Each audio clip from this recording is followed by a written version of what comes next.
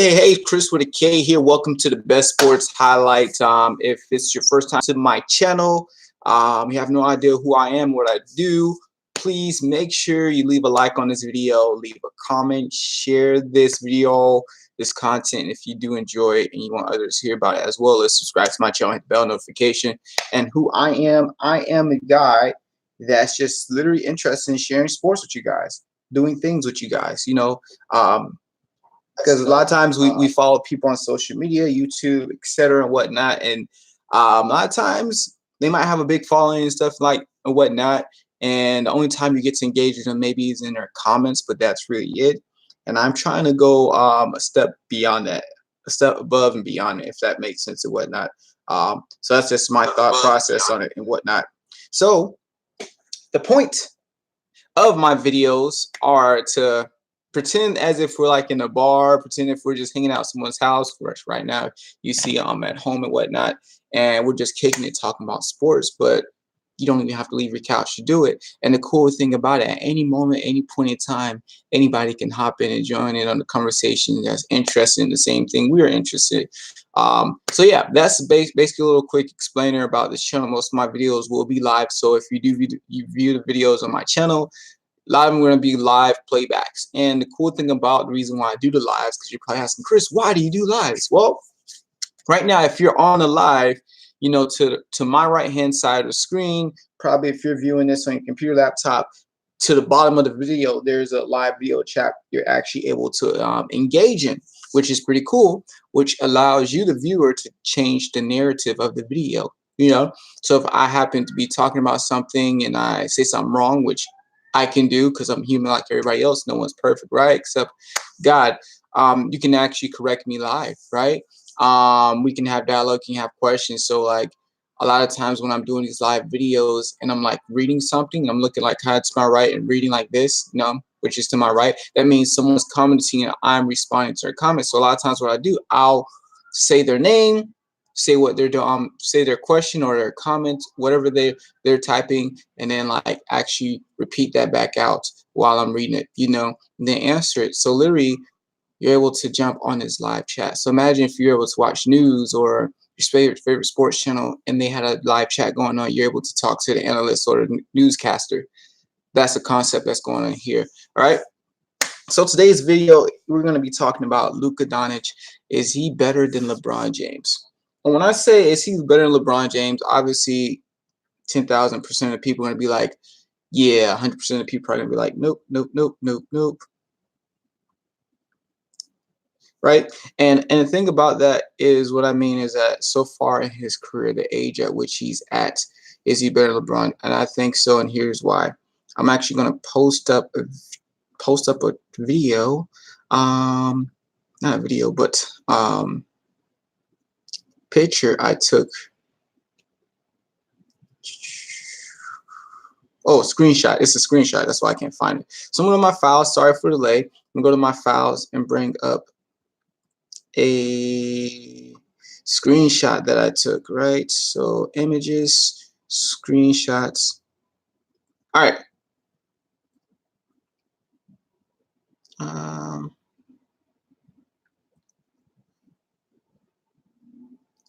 So this is a picture of the screenshot, and here's what the screenshot is saying. Oh my gosh, that's too light. That's too dark.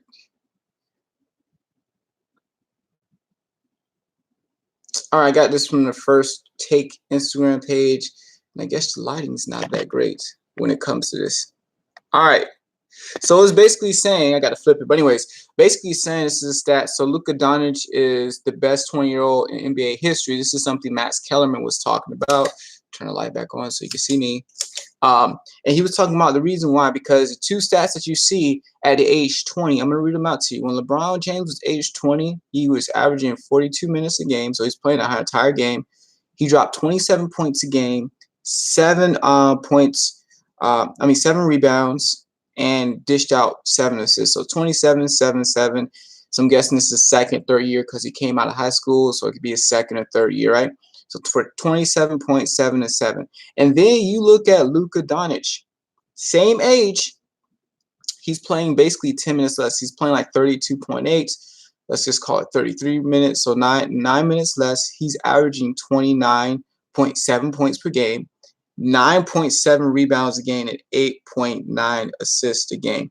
So literally, he's almost averaging a triple double, going into averaging almost 30 points a game at age 20. And the cool thing about Luka Doncic, this guy is putting up mad stats this year. That's actually what he's averaging right now. So I don't even have to look up what he's doing this year. But this guy, he's putting in some work. He's putting in some damage. The cool thing I love about this guy is that, you know, LeBron James, obviously, he's always going to have the physical aspect over everybody, which a lot of people usually leave out the equation when they're talking about LeBron and compare him to everybody else, because he's just more of a he has the physical. He's bigger, and he's usually stronger, and a lot of times faster, right? Doncic, let's see, look at Doncic. Let's see Doncic. Doncic is he's 6'7", 230 pounds. LeBron's about like 6'8", 240, 250, right? Doncic obviously was born in 1999.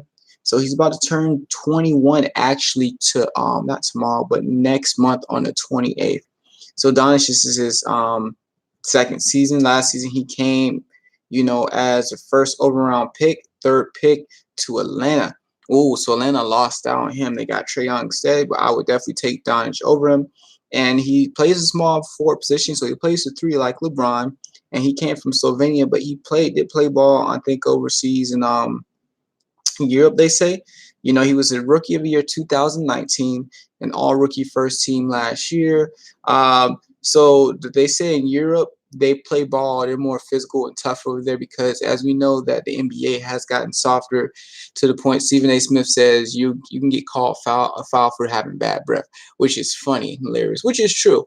But then again, we have to add in the dimension that the fact that the NBA, the players now are more agile and athletic. So like back in the day, dunking and blocking shots and stuff. That's something that's more associated with like a bigger position, such as the power forward and the center position. So you really don't think of the shooting guards or the point guards as the best dunkers in NBA, like the biggest dunkers in NBA, even though they could. It was just not that many there was back then there is now. So now you have more people that can, that have bounce that can dunk on you. You have like a Russell Westbrook dunk on you, a LeBron James dunk on you. He plays a small forward, so forth. So now, even though they call foul for almost everything, the guys are more athletic and faster. They can shoot better, So when LeBron did came in the league, yes, it was more tough. But then again, you got to think about it. Everybody was much bigger and slower than there still wasn't that many shooters back then as there were today. So you have to look at the fact that LeBron did have an advantage. His body size is like no other. So he's basically always had an advantage over most people in regards to playing basketball, that he always had that opportunity to drive in and stuff and like that. He say he didn't really do that much because he wanted to preserve his body.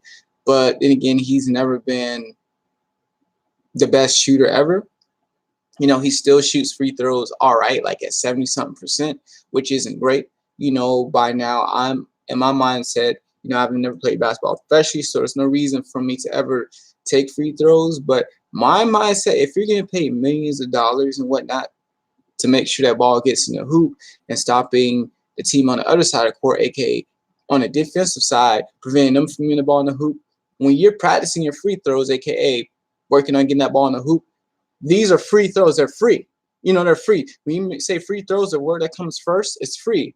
You have nobody guarding you. Shots not being contested. It's definitely just mental, right? You get a time to sit down and breather, shoot a shot and stuff like that.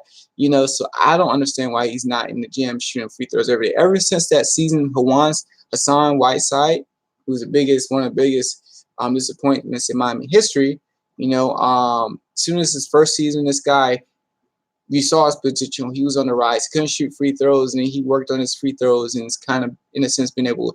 So the fact that I've seen some players, if they came in the league and they were horrible free throw shooters and they developed into free throw shooters, that shows me that you're without excuse, because you're literally just getting paid to put the ball in the basket. Yes, he has the family stuff, but like literally take 100 or 1,000 free throw shots after a game, before a game, during practice, before everybody comes in or after they leave, man, because the free throws are very crucial, especially someone like you in crunch time, LeBron.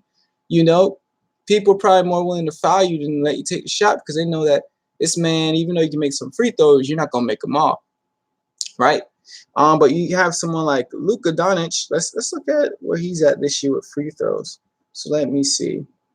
Free throw percentage, he shot 71% in 2018. This year, he's shooting 80% from the free throw line. Not the greatest there is, but he's definitely a better free throw shooter. You know, a 3-point shooter, he's shooting 32%, almost 33%, shooting 42% from the field. He's third in scoring with a 29.6 points per game, 16th in rebound with 9.7, and third actually. Ooh, he's averaging 9 assists. So he's averaging literally almost 39, 30, 10, and 9. 9 assists. He's third in assists. Obviously, LeBron is first and stuff like that because of the talent he has on his team.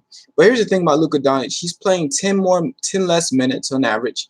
You know, and this guy is putting up more stats than LeBron, as well as he's very productive. The only knock I do have on him is that this guy doesn't play defense. He can't play defense according to what people say. He can't play defensive at all, you know. But then again, when players are deemed good in this league, we always look at their offense over defense. I mean, you look at people like Patrick Beverly, Tony Allen, Ben Wallace. These guys were defensive juggernauts, but really weren't that great gifted offensively. We don't remember them as any great players. They never come into conversations because, unfortunately, offense is looked at way more than defense.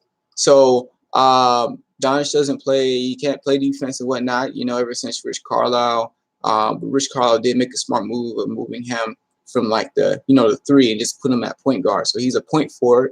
You know, similar to what LeBron James is, right? But then again, LeBron James, he doesn't play defense against. Literally, Kawhi Leonard, you know, it was reported that Kawhi Leonard was saying that LeBron needs to stop being scared and guard me.